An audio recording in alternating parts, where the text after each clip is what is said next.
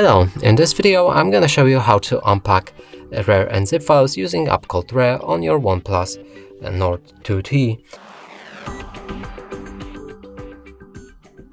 So in order to do this, we'll need to download the RAR app, which we've shown how to do that in our other video. Now let's locate DCIM, because that's where I store this RAR file that I'm gonna unpack. Here's a picture s.rar. Let's click on that. We'll need to enter the password code. This one is protected by a password.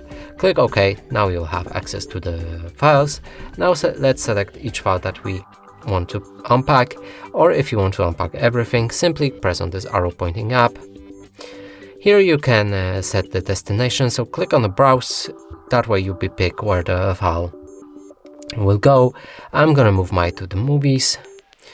You can change the settings for ask before overwrite without prom, or skip existing files while unpacking this file.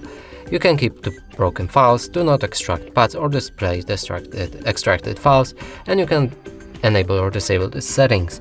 Now let's press OK, and that way we've just unpacked the files. Now let's move to the movies folder, and here's 3 pictures that we've just unpacked. And that's it for this video. Hope you like it. Please consider subscribing to our channel, leave a like and a comment below.